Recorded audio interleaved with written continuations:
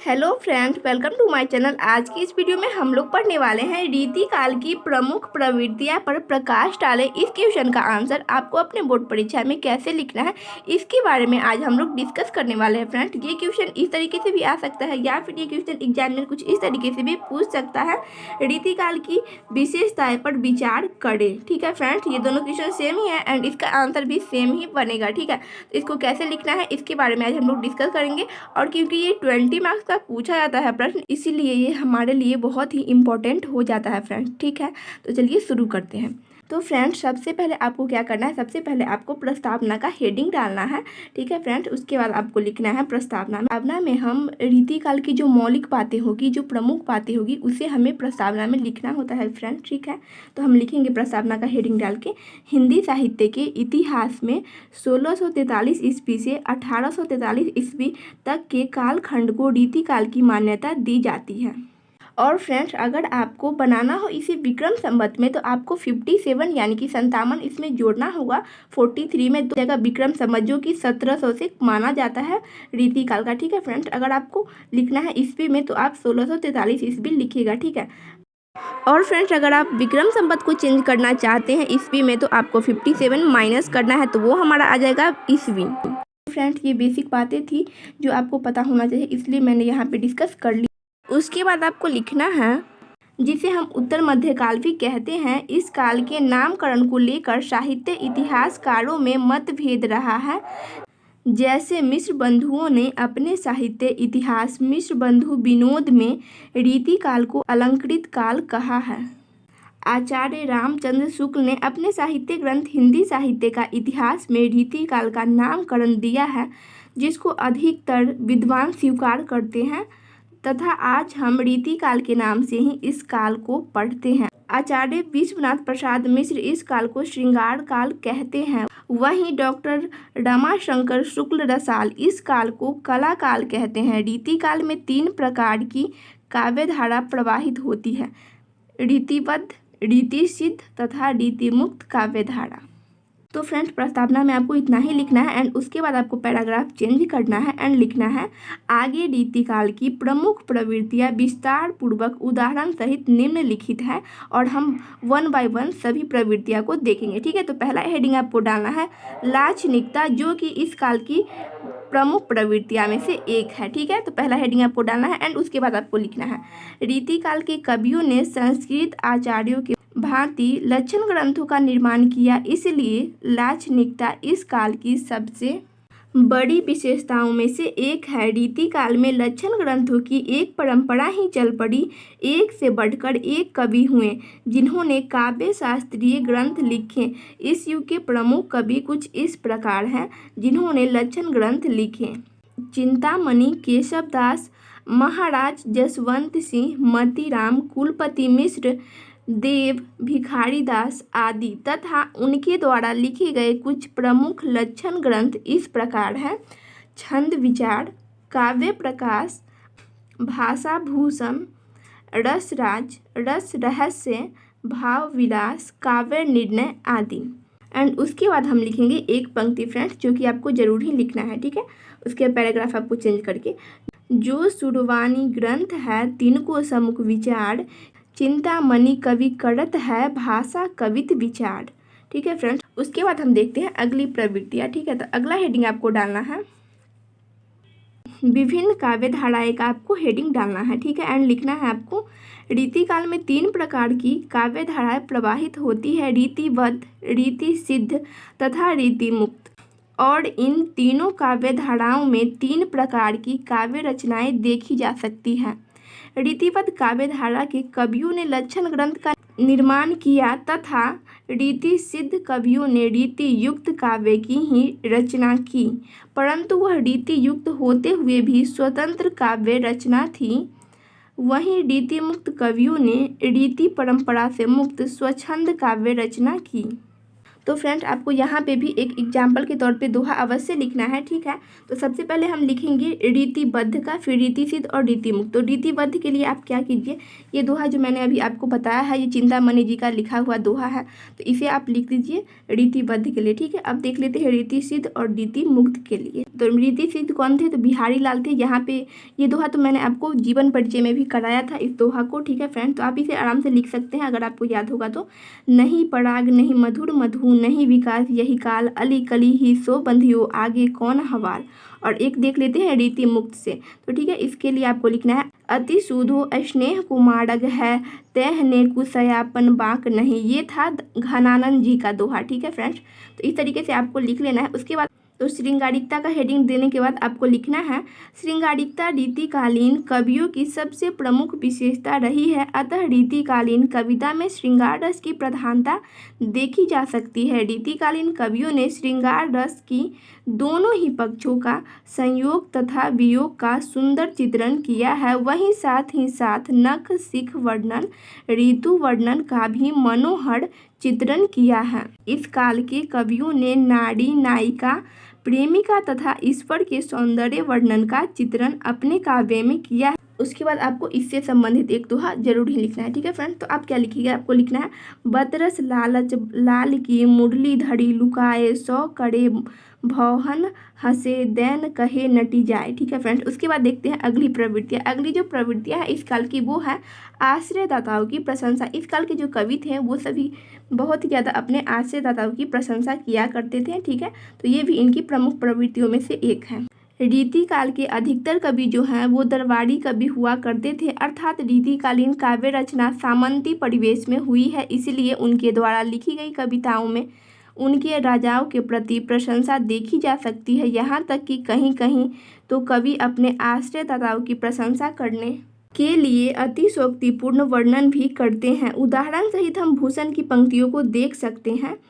जाहिर जहान सुनिदान के, बखान आजू महादान, शाही तने गरीब नेवाज के, भूषण जवाहिर जलुस जड़बाक ज्योति, देखी देखी सरजा की सुकवि समाज के, ठीक है। तो फ्रेंड आपको ये उदाहरण के रूप में ये भूषण जी का दोहा लिख देना है। आपको पता ही होगा ये शिवाजी के यहाँ रहते थे, ठीक है। उनके यहाँ ये आश्रयदाता के रूप में रहते थे। उसके बाद अगला आपको लिखना है, अगली जो प्रवृत्तियाँ थी वो थी अलंकारिकता। 5वां हेडिंग डालना है वो है अलंकारिकता। उसके बाद आपको लिखना है इस काल के प्रमुख प्रवृत्तियों में अलंकारिकता विशेष है। इस युग के रचनाओं में कवियों ने अलंकारों के लक्षण और उदाहरण प्रस्तुत किए हैं।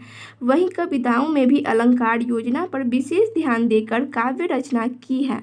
इसका दूसरा बड़ा कारण यह भी था कि क्योंकि इस युग के कवि दरबारी कवि थे, अतः उन्हें अपने काव्य द्वारा अपने आश्रयदाताओं का गुणगान भी करना पड़ता था, जिसके लिए अलंकार का ज्ञान होना अनिवार्य था। अलंकार द्वारा ही चमत्कार प्रदर्शन किया जा सकता था। इस काल के कवियों ने कहीं कहीं तो अलंकार का इतना अधिक प्रयोग किया है कि काव्य में अर्थ ही नष्ट हो जाता है। इस काल के प्रमुख कवि केशवदास तो यहाँ तक कहते हैं कि अलंकार रहित कविता काव्य ही नहीं है। उसके बाद आपको एक दोहा अवश्य लिखना है। अलंकार कवितान के सुनी सुनी विविध विचार, कवि प्रिया के सब कड़ी, कविता को श्रृंगार, ठीक है फ्रेंड। ये लिखने के बाद अब देखते हैं हम अगली प्रवृत्तियाँ।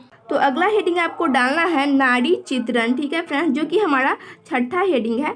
रीतिकालीन काव्य में नारी एवं नायिका का मनमोहक चित्रण हुआ है, परंतु तत्कालीन समाज में नारी को केवल भोग विलास का साधन समझा जाता था, अतः वह नारी को केवल कामुक की दृष्टि से देखते थे। रीतिकालीन कवियों ने नारी के नख सिख वर्णन तो किया है, परंतु उन्होंने केवल बाह्य सौंदर्य रूप का वर्णन किया है।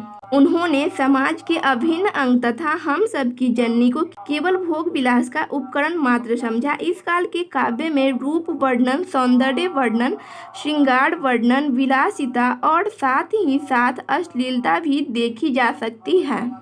उसके बाद इससे संबंधित हम एक पंक्ति लिखेंगे।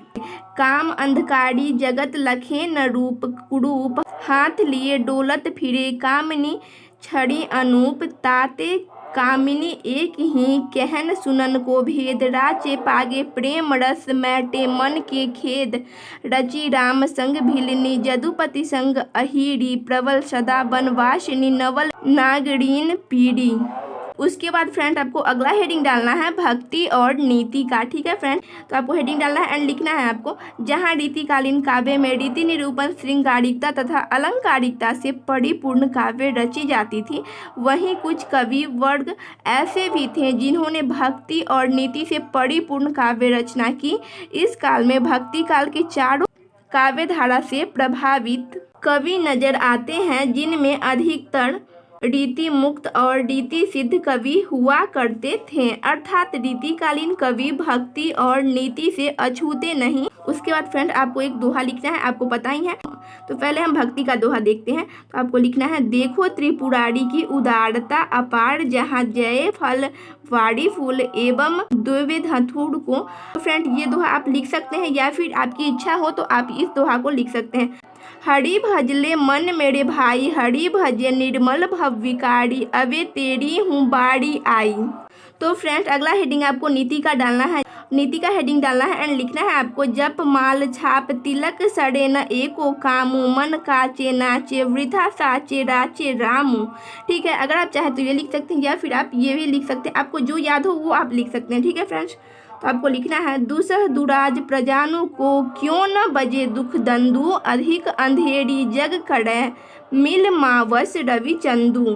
तो फ्रेंड आपको अगला हेडिंग डालना है प्रकृति चित्रण। ठीक है फ्रेंड, जो कि हमारा 8वां हेडिंग है। आपको लिखना है, रीतिकालीन काव्य में प्रकृति चित्रण रूप में न होते हुए भी आलंबन तथा उद्दीपन के रूप में हुआ है, अर्थात रीतिकालीन कवियों ने स्वतंत्र रूप से प्रकृति चित्रण नहीं किया, अपितु नायक और नायिका की मानसिक दशा के आधार पर प्रकृति का चित्रण किया है। परंतु रीतिकालीन काव्य में प्रकृति चित्रण सबसे अधिक मात्रा में हुई है।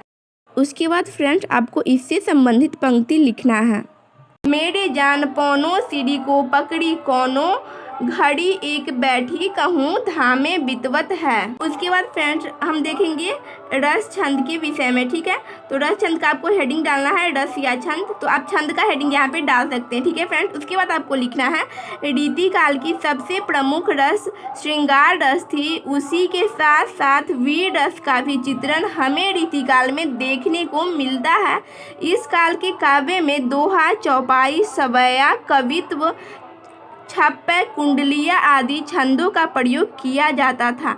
अतः हम ऐसा कह सकते हैं कि रीतिकाल के काव्य में काव्य शास्त्र में निहित सभी नियमों का पालन किया जाता था। ठीक है फ्रेंड, उसके बाद हम भाषा शैली की चर्चा करेंगे एंड निष्कर्ष को देखते हुए हम इस वीडियो को यहीं पे एंड कर देंगे। ठीक है, तो फ्रेंड आपको भाषा शैली का हेडिंग डालना है एंड लिखना है, भाषा की दृष्टि से रीतिकाल ब्रज भाषा का स्वर्ण युग काल रहा है, क्योंकि इस काल में सबसे अधिक ब्रज भाषा की प्रधानता रही, परंतु कहीं कहीं फारसी का प्रभाव भी देखी जा सकती है। रीति काल में कुछ प्रबंध काव्य भी लिखे गए, परंतु उसकी अपेक्षा मुक्तक काव्य की प्रधानता अधिक रही, अर्थात काव्य को छोटे छोटे अंकों में जैसे दोहा, चौपाई, सवैया, कविता, छप्पे, कुंडलिया आदि छंदों में रचा गया है। तो फ्रेंड उसके बाद आपको निष्कर्ष, जो कि बहुत ही इम्पोर्टेंट होता है, 5 से 6 लाइन का लिखना आपके लिए, तो वो आपको लिखना है। यहाँ पे निष्कर्ष का हेडिंग डालते हुए क्या लिखेगा आपको लिखना है, रीतिकालीन काव्य की विशेषताएं अनेक हैं, परंतु हमने यहाँ कुछ प्रमुख प्रवृत्तियों की चर्चा मात्र की है। इन प्रवृत्तियों के अतिरिक्त कुछ अन्य प्रवृत्तियाँ इस प्रकार हैं, जैसे स्थूल एवं मांसल सौंदर्य का अंकन, चमत्कार प्रदर्शन, नायिका भेद, रहस्यवाद, बिंबात्मक कथा, व्यक्ति प्रधान काव्य, प्रेम वर्णन आदि प्रमुख है। तो फ्रेंड्स आपको निष्कर्ष में इतना ही लिखना है। तो फ्रेंड्स आज की इस वीडियो में इतना ही, एंड जो नॉइज पॉल्यूशन हो रहा था उसके लिए सॉरी फॉर डैट, क्योंकि दुर्गा पूजा का टाइम है फ्रेंड्स, इसलिए। तो फ्रेंड्स आज की इस वीडियो में इतना ही। वीडियो इन्फॉर्मेटिव लगी तो वीडियो को लाइक करें, अपने फ्रेंड के साथ शेयर करें, एंड चैनल पे पहली बार आए हैं तो चैनल को सब्सक्राइब कर लीजिए। And thanks for watching this video.